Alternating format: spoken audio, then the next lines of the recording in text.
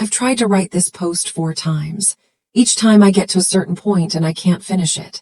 Tonight I'm finishing it. I need to. I've been in therapy for 3 months and my therapist says writing it out might help close something that's been bleeding. So here it is, all of it. From the beginning. I'm warning you now, this one has a layer to it that most of these stories don't. The betrayal inside the betrayal. If you've got time, stay with me. Asterisk part 1. My family. I need to start with my family, because my family is the whole architecture of this story. I'm 34 years old. I grew up in a close-knit household in a small city in the South, the kind of place where everyone knows everyone, where family dinners are a non-negotiable Sunday event, where cousins are as close as siblings and neighbors still bring food when someone dies. I was raised with a deep, almost structural belief in loyalty. Not loyalty as a concept, loyalty as the actual substance of the world. Family first. Always. That was not a phrase we said. It was just the water we swam in. My mother is 72 and sharp as a tack. My father passed when I was 19, heart attack. Sudden, the kind that doesn't give you time to prepare. My older sister Clara stepped into something like a second parent role after that, even though she was only 23 at the time. She handled the arrangements, kept the family together, made sure my mother didn't fall apart. I watched her do that and I thought, this is what strength looks like. This is what it means to show up for the people you love. Clara is 4 years older than me. We were close in the way that sisters with that age gap can be. She was always slightly ahead, slightly more composed, someone I measured myself against without resentment. We stayed up late in our shared bedroom as kids talking about everything and nothing. We drove together to our father's grave every year on the anniversary. We texted each other ridiculous memes at midnight like we were still teenagers sharing that bedroom. She was my sister. She was my best friend. I want you to understand that before I tell you the rest. Part 2. Daniel. I met my husband, Daniel, at 28, at a work conference in Atlanta. He was there representing a competing firm. We ended up at the same table at a networking dinner, and within 20 minutes I'd completely forgotten there was anyone else in the room. Daniel is one of those people who makes you feel, when he's talking to you, like you're the only person worth talking to. He's warm and funny and incredibly sharp. He laughs easily but not cheaply. He doesn't laugh at things that aren't funny just to be polite, which I've always found more charming than the alternative. He grew up in a military family that moved constantly, which gave him this quality of being comfortable everywhere and from nowhere in particular, which I found fascinating given that I'd grown up somewhere that felt deeply and permanently like mine. We dated long distance for 8 months, him in Chicago, me back home, and then he relocated. 6 months after that, he proposed. A year after that, we were married in the backyard of my mother's house, under a string of lights my cousin had spent 2 days hanging. Clara was my maid of honor. She gave a speech about our father and about what it meant to love someone well. She made the entire room cry. I have a photo of that moment, Clara at the microphone, me and Daniel standing together with tears running down our faces. I used to have it on my desk. I don't anymore. We've been married for 5 years. We have a house, a golden retriever named Biscuit. We were, until everything, talking about starting a family. Part 3, when I started to notice. About a year ago, something shifted. I want to be careful here, because it's easy to retroactively find patterns that explain everything. But I've thought hard about this, and I believe the shift was real and the timing is accurate. About a year ago, Daniel got a promotion that came with more responsibility, more travel, longer hours. He'd always been ambitious, and I'd always supported that, same as he'd supported my own career. The extra hours and the travel made sense. I wasn't suspicious of that. What I noticed, gradually, was that the distance wasn't entirely about work. Small things. He started going to the gym at hours he hadn't before. He was more deliberate about his appearance in a way that felt subtly different from his usual baseline. He laughed at his phone in a way that he'd turned slightly away from me for. He was warm with me. He didn't withdraw, but there was a quality to the warmth that felt, eventually, like effort rather than ease. Like something he was maintaining rather than something that flowed naturally. I also noticed that he'd started mentioning Clara more. Not constantly, not suspiciously frequently, just more than he had before. Clara said something interesting the other day about, or I ran into Clara downtown, we grabbed lunch. Clara, woven into ordinary conversation in a way that only stood out to me later when I was replaying everything. Clara and Daniel had always gotten along. They'd liked each other immediately, which I'd been glad about. She was the family member whose opinion I cared most about, and he'd won her over easily. They texted occasionally, which I'd known about and had never thought anything of. He was family. I filed everything away. I told myself I was imagining things. I told myself Daniel was under pressure at work and was allowed to be distracted. I told myself that Clara was my sister and some lines of thought were not worth following. I followed them anyway, at night, when I couldn't sleep. Part 4, 6 months of saying nothing. I want to explain this period, because I know it's the part people find hardest to understand. For 6 months, roughly 6 months, I suspected something was wrong and I said nothing to anyone. Not to Daniel, not to Clara, not to my mother or my cousin or my closest friend. Here's why. First, I had no proof. I had a feeling, a pattern of small things and a fear. That is not enough to accuse your husband of anything. I'd seen what false accusations do to relationships. I wasn't going to blow up my marriage on a gut feeling and a few observations about Jim's schedules. Second, the specific identity of who I feared he was involved with made everything more complicated. If I'd suspected a coworker or a stranger, I could have confronted Daniel directly. But if I was wrong about Clara, if I accused my sister of something she hadn't done, that would be a wound that might not heal. The stakes of being wrong were too high on both sides. Third, and this is the part I've talked about most in therapy, I was afraid. Not of the confrontation, not of the divorce even, afraid of what it would mean about the world I lived in. Daniel and Clara were the two people I trusted most after my mother. If the thing I feared was true, then something foundational was gone, not just the marriage, but the sense that I understood anything at all about the people I loved. I wasn't ready to know that yet. I kept not being ready. My therapist, Dr. Solomon, calls this protective unknowing. The way we sometimes decline to confirm what we already feel we know, because knowing has consequences we're not prepared to face. I lived in that space for 6 months.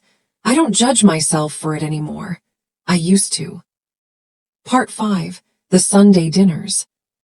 I have to tell you about the Sunday dinners, because they were the crucible of all of this. Every Sunday, without fail, I had dinner at my mother's house. Clara came almost every week. Daniel came whenever he wasn't traveling. It had been this way my entire adult life, and Daniel had folded into it without resistance. He'd grown up moving around, and I think the steadiness of a family ritual meant something to him. During those 6 months, those Sunday dinners were the hardest thing I've ever done. I would sit at that table, my mother's table, the table where we'd eaten 1,000 meals since childhood, the table where we'd sat the night my father died and couldn't eat anything, and I would watch Daniel and Clara be normal. Talk about normal things, pass the bread, argue good-naturedly about football, and underneath every moment I would be running a constant, exhausting analysis. Does that glance mean something? Does that laugh mean something? Did they arrive separately today on purpose? There was one Sunday in the 5th month where they were washing dishes together after dinner while my mother and I sat at the table talking. I watched them through the doorway. They weren't doing anything. They were washing dishes.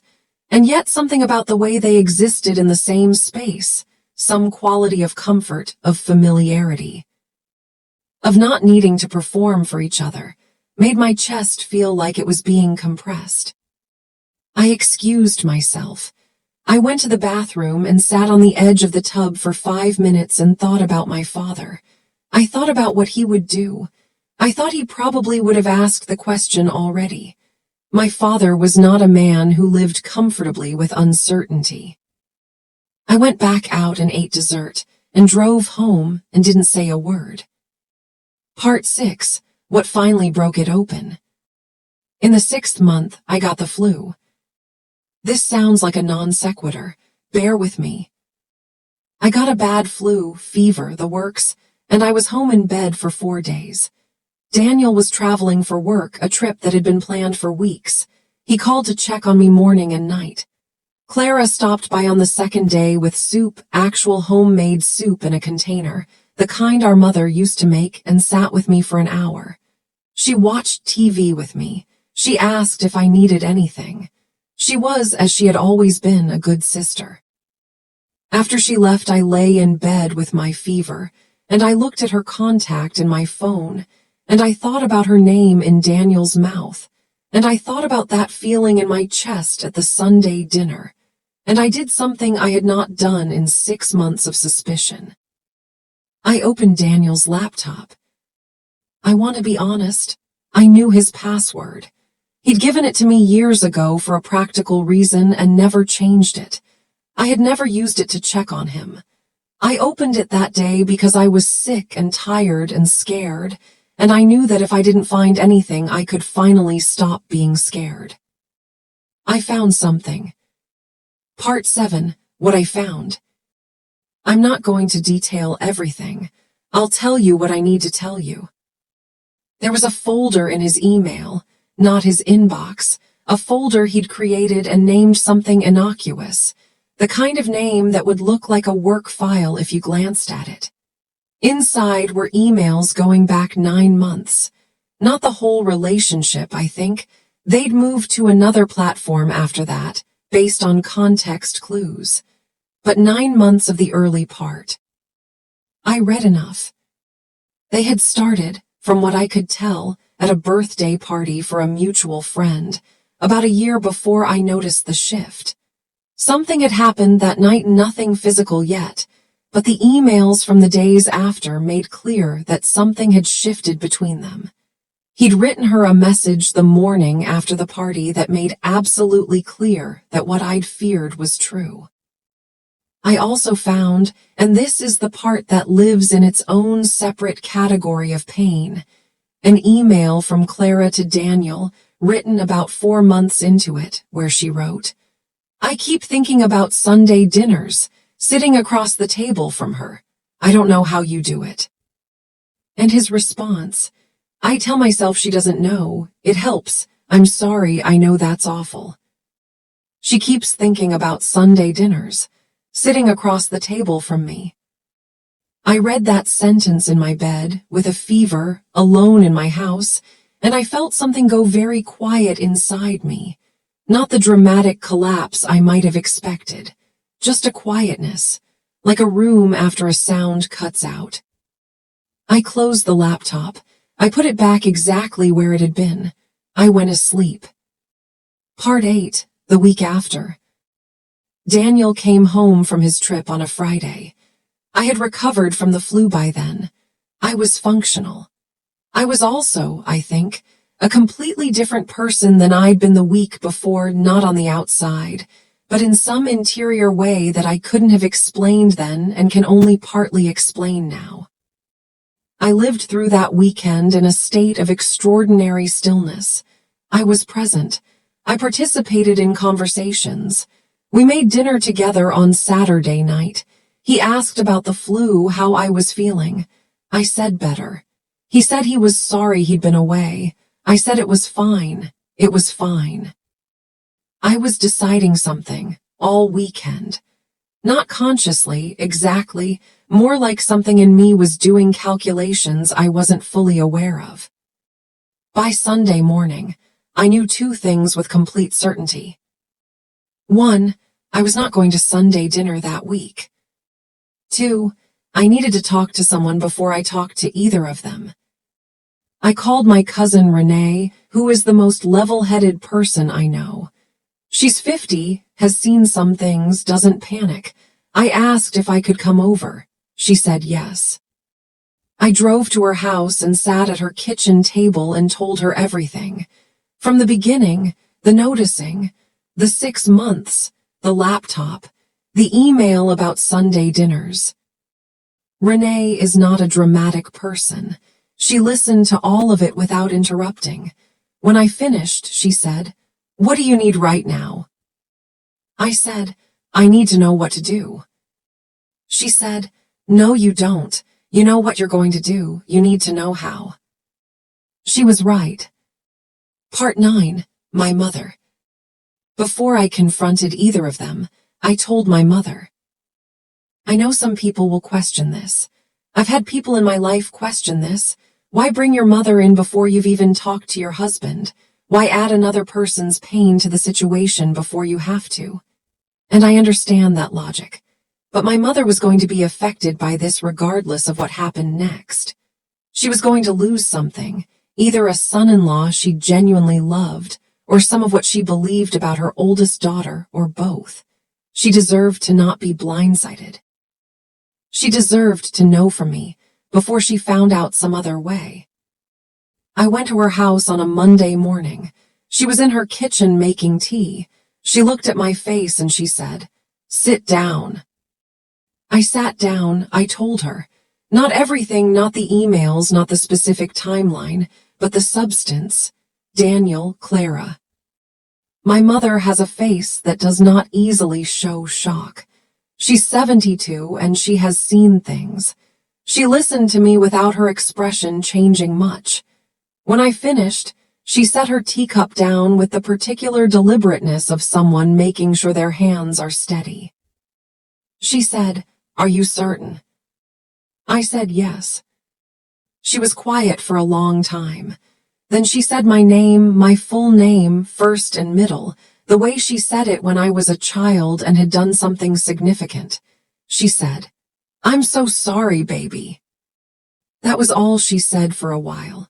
We sat at her kitchen table, and she held my hand and neither of us talked. After some time she said, "What do you need from me?" I said, "I need you to let me handle this myself." She said, "Okay." She let me. She was there the whole time in every way that mattered, but she let me handle it myself. I am more grateful for that than I know how to say. Part 10, confronting Daniel. I confronted Daniel on a Wednesday evening. I'd spent 2 days deciding how to do it and concluded that there was no right way, only the direct way. I waited until after dinner. We'd eaten together, he'd cooked, which he sometimes did, chicken with roasted vegetables, the kind of ordinary dinner that had been the texture of our life together. We cleaned up together. We were in the living room and he was reading and I was sitting across from him and I said, "I need to tell you that I know about you and Clara." He looked up from his book. I watched his face move through several things very quickly. Something that wasn't quite surprise, more like the sudden awareness of a structure collapsing. He closed the book. I said, "I found the emails." He said my name. I said, "I don't need you to explain how it happened. I know you're going to tell me you didn't plan it and I believe you and it doesn't change anything. What I need you to tell me is how long." He told me, "A year, almost exactly." I nodded. I sat with that for a moment. I said, "I want to ask you one thing and I want you to be honest with me.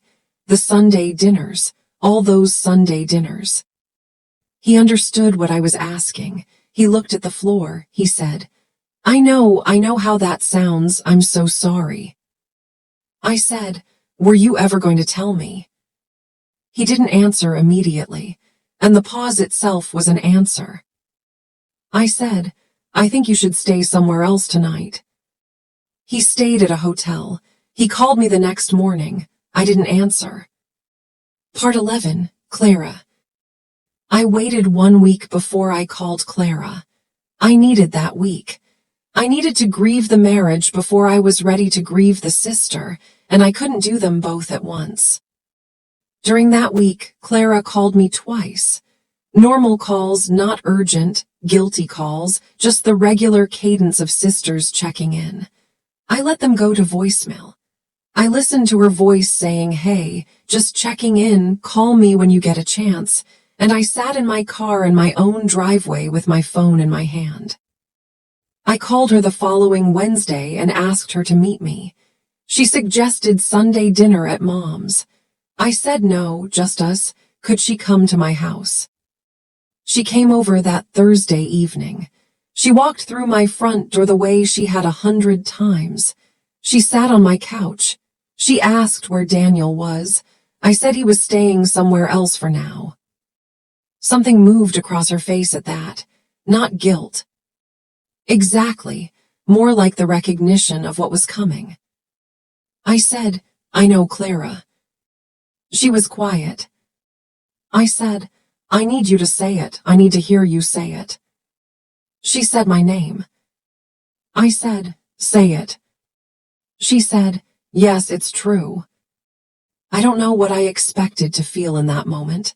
I'd had a week to prepare. I'd played this conversation in my head so many times. But there's a difference between preparing for a thing and the thing itself, and hearing my sister confirm it was a different experience than I'd imagined. What I felt was not rage. I want to be clear about that because I think people expect rage. What I felt was a sorrow so deep and so total it almost felt like calm, like the bottom of something. I said, how could you? Not a question, just 3 words. She started to speak. I said, not tonight, I can't hear it tonight, I need you to go. She went. I sat in my living room for a long time after. Biscuit climbed up next to me, which he's not supposed to do, and put his head in my lap. I let him. Part 12, what Clara said eventually. About 2 weeks after the first conversation, I let Clara come back and say her piece. I don't know exactly why I gave her that. Some combination of 30 years of sisterhood and my therapist suggesting that hearing it might be part of processing it. She came over. She sat in the same chair. She looked, I noticed, worse than I'd ever seen her, not dramatically, not broken in some visible way, but smaller somehow, like something had gone out of her. She talked for a long time. Here's what she said. She said it had started at that birthday party, a year and 2 months ago. She said something had happened between them that she hadn't been prepared for, not an action, just a recognition, a feeling she hadn't chosen and hadn't wanted. She said she'd tried to stay away. She said she'd gone 3 months without seeing Daniel alone after the party, making excuses, hoping the feeling would go away. It hadn't gone away. She said when it became something more than a feeling, she'd known immediately what it was doing to me, to the family, to everything she'd spent her life believing about herself. She said she'd told herself more than once that she was going to end it. She said she hadn't. She talked about the Sunday dinners.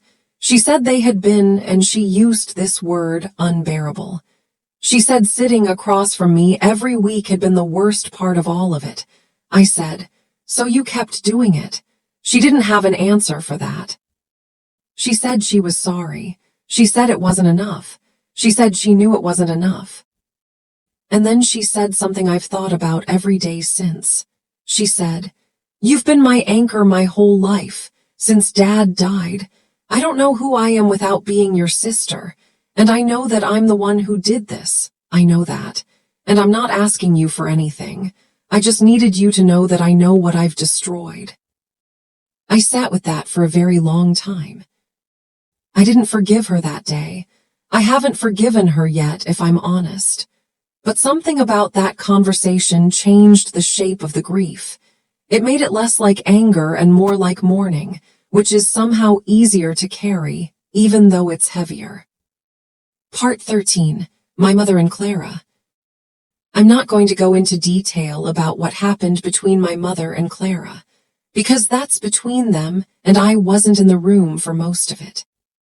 What I will say is that my mother is a woman who has loved her daughters more fiercely than she's loved almost anything, and that what Clara did landed inside that love in a way that was complicated and painful, and not simple to watch. She did not cut her off. I want to be clear about that. Clara is still her daughter. She still sees her. But something changed in how she saw her, and I think Clara knows it, and I think that knowledge is part of what Clara is living with now. She came to my house the week after Clara's visit and sat with me for an afternoon. She brought food, the soup, the roast, the pound cake, the whole arsenal of my mother's love language. We ate together. She didn't say much about Clara. At one point she said, "I raised you both. I keep trying to understand how I raised you both." I didn't have an answer for her. I don't think there is one. Part 14. The divorce. Daniel and I are divorcing. That decision was made within the first 2 weeks and has not wavered since. I want to be clear about why, because I've had people, good, well-meaning people, ask whether I'd considered trying to work through it. The question comes from kindness, but here's my answer. With Daniel, the question of who he'd done it with is inseparable from the question of whether I could rebuild. If this had been a stranger, or a coworker, or anyone other than Clara, I don't know what I would have decided. Maybe I would have tried. Maybe not. But the fact that it was Clara means that no version of staying in the marriage is available to me, because no version of staying would allow me to also remain in my family. Every Sunday dinner, every holiday, every funeral and birthday and ordinary Tuesday, Clara would be there. She is my sister. She is embedded in every structure of my life. There is no world in which Daniel and I rebuild the marriage while Clara is still my sister, and there is no world in which Clara stops being my sister. So, the divorce has been relatively civil, which I say without warmth. I don't mean we're friends, I mean we haven't been ugly to each other. Daniel is cooperative. He has, I think, been sufficiently devastated by his own choices that he doesn't have the energy for a fight. We have a mediator. We have lawyers. It's moving forward. He asked once whether we could talk, not about logistics, but really talk, the way we used to. I said I didn't think that was something I could give him right now. He said okay. He didn't push. I believe he loves me. I believe he's sorry. I believe neither of those things changes what happened. I've stopped trying to make them coexist and just let them sit separately. Part 15. Me and Clara now. Clara and I are not in the same place as Daniel and I. With Daniel, the decision was clean. The marriage ends. With Clara, nothing is clean. She is my sister. She will always be my sister. We share blood and history and the bedroom we grew up in and the anniversary drive to our father's grave. I cannot simply end that the way I can end a marriage. The law does not have paperwork for this kind of loss. Here is where we are. We are not close. We don't call each other. We don't text. The regular, easy communication that was the texture of our sisterhood for 3 decades has gone silent. We see each other at family events. My mother's birthday was last month. Clara came. I came. We were in the same room. We were civil. We did not seek each other out. We did not pretend in front of our mother to be something we weren't, but we didn't make a scene. At one point during the evening, she was across the room, and she looked at me, and I looked back, and neither of us looked away. I don't know what was in her face. I know what was in mine. Grief, mostly. Grief for the sister I had, and the sister she turned out to also be, and the space between those two things that I'm still trying to navigate. After the party, she sent me a text. Just, "Thank you for coming, for Mom." I read it for a long time. I typed back, "Yeah. That's where we are. Yeah. That single syllable that means, I see you, I'm not there yet, I don't know if I'll get there, but I haven't cut the wire entirely." Dr. Solomon says that's okay. That forgiveness, if it comes, doesn't come on a schedule and shouldn't be forced. That what I'm doing right now, existing in the same rooms and not pretending and not burning everything down, is its own kind of integrity. Part 16, the thing about trust. Here is what I've been thinking about for 3 months, in therapy and out of it.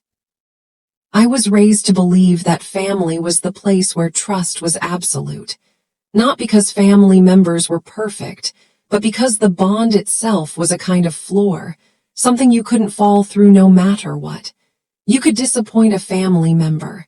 You could hurt them, but betray them, truly betray them in the specific way this story describes, that was outside the architecture of what I thought family meant. Now I know that it isn't. And that knowledge, not the divorce, not the end of the marriage, but that specific knowledge, is what I'm still adjusting to. I'm not saying family is meaningless. I'm not saying trust is stupid. I'm saying the absolute, unexamined kind of trust, the trust that doesn't think to verify because it doesn't imagine it needs to, is something I no longer have access to. And learning to trust in a more careful, more conscious way, without becoming a person who trusts no one, is the work I'm doing. It's slow work. Part 17, what I found out about myself. I found out some things about myself in the last 6 months that I'm still integrating. I found out that I am more patient than I knew. 6 months of sitting with a terrible suspicion without acting on it, without blowing up, without revealing myself, that required a level of self-containment that I didn't know I had.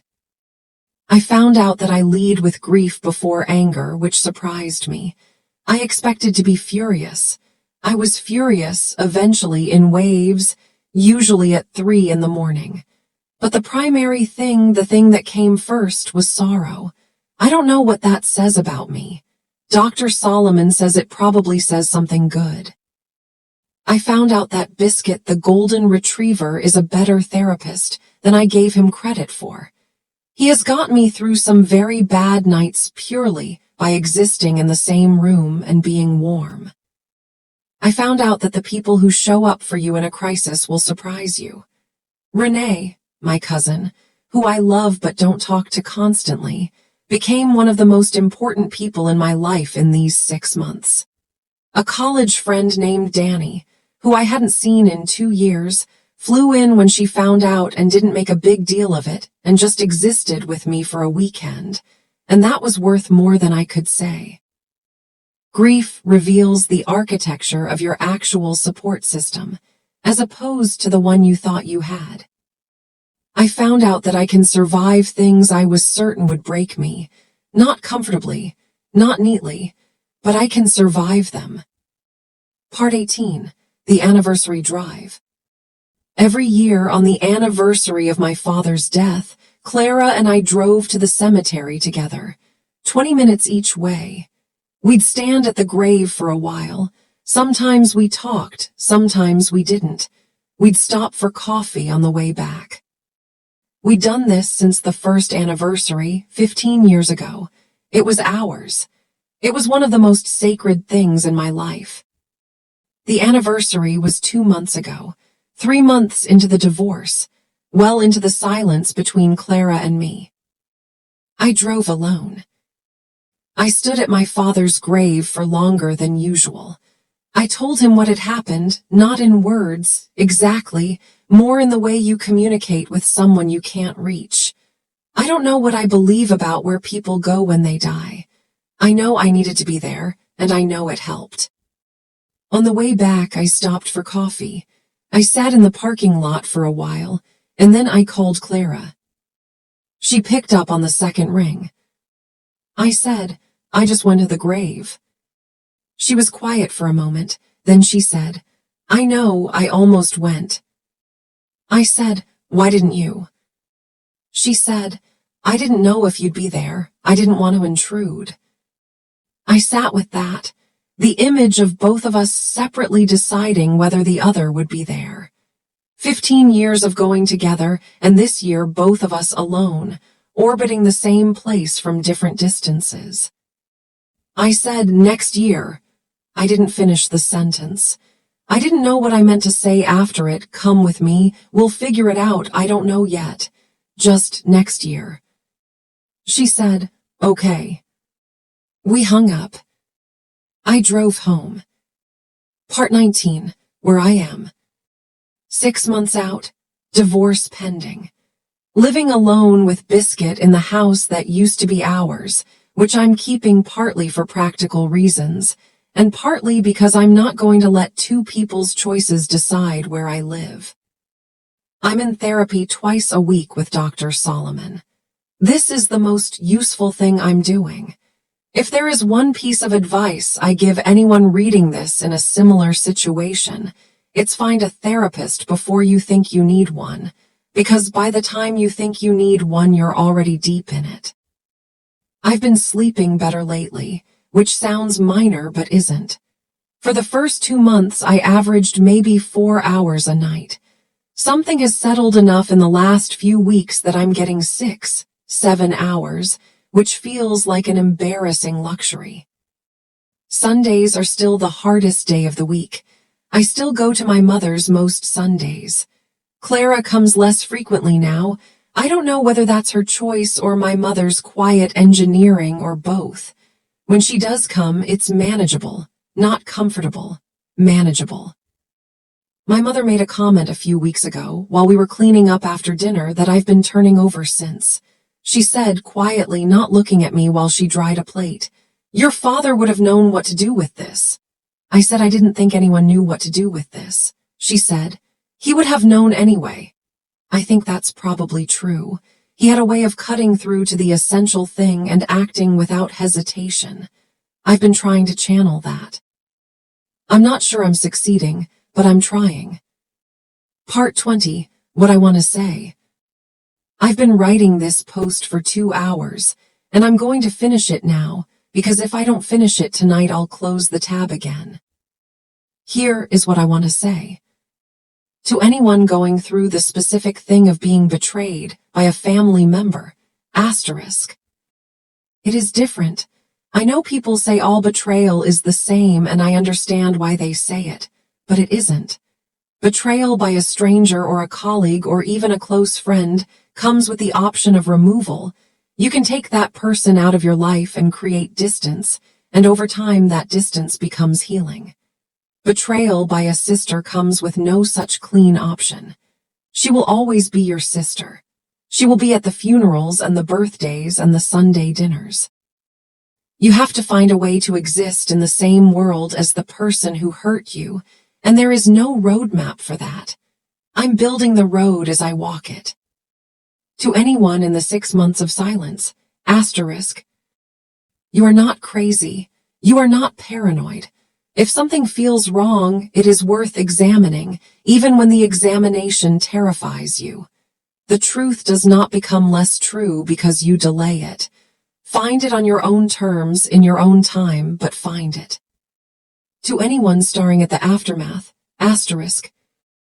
The version of you who existed before this was not a fool.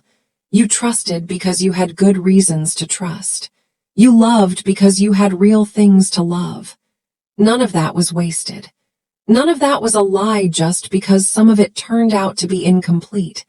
You were a good wife and a good sister and a good person, and someone else's choices do not retroactively change that. To Biscuit, Asterisk. You are a good dog, and I love you, and you are not allowed on the couch. But I've stopped enforcing that because some battles are not worth fighting. I don't know how this ends. I don't know if Clara and I find our way back to something. I don't know who I'll be in 2 years or 5 or 10. I know I'm still standing. I know my mother is still making Sunday dinner and I'm still showing up for it. I know Biscuit is asleep on the couch right now, which he knows he's not supposed to do, and I'm not going to say anything. That's enough for tonight. End of story.